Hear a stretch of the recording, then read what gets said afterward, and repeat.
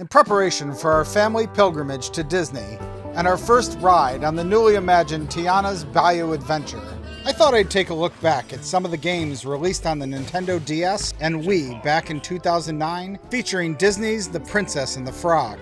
But it turns out I don't own them. So instead we're heading into the kitchen to make the house gumbo at Tiana's Palace restaurant in Disneyland.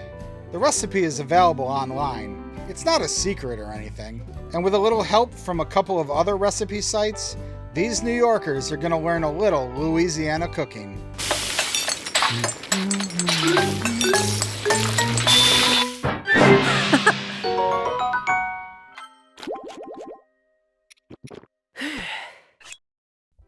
Gumbo is one of my favorite southern dishes, and I never pass up an opportunity to experience authentic gumbo when we travel. However, the rest of the family isn't as accepting of spicy food as I am, so I was pretty surprised that Baby Bullet showed so much interest in a video we stumbled upon with Chef Toby of Tiana's Palace demonstrating how they create their gumbo. After perusing the recipe to create a shopping list, I went to the internet to find a Cajun spice mix I could construct with our ample spice collection. You can find that link in the description. With the ingredients assembled, it was time to start. Many great Cajun dishes begin with a roux. Again, we went to the internet for a few tips. See the link in the description. Roux is a cooked mixture of flour and fat oil, butter, or lard, used as a thickening agent. The key to roux is patience. I cooked ours for over an hour. After exhausting a podcast and a Jack and Coke, the roux was looking pretty good. So we back-burnered it and kept it real low while we worked on our remaining ingredients. If roux isn't the most important base for Cajun cooking, then the Holy Trinity is.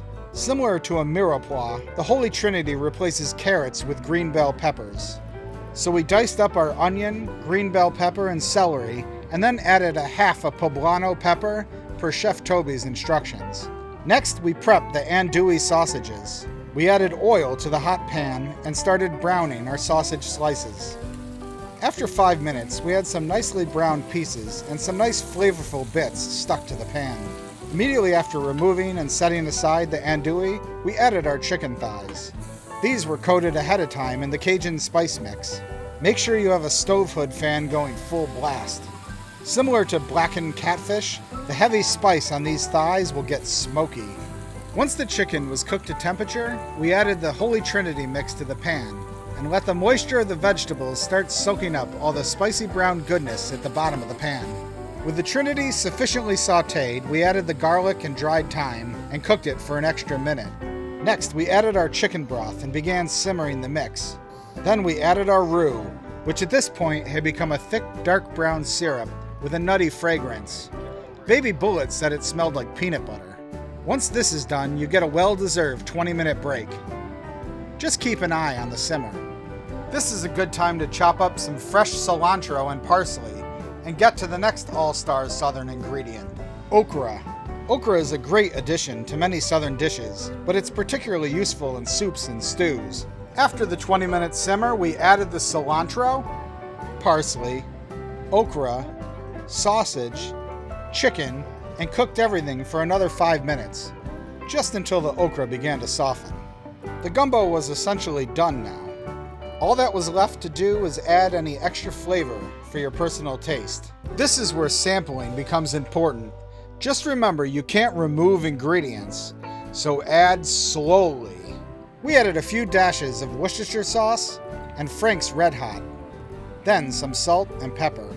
Remember, you can add hot sauce as you eat, so if you're serving people with varying degrees of spice tolerance, it's okay to keep the gumbo sort of mild. Finally, we were ready to plate the gumbo.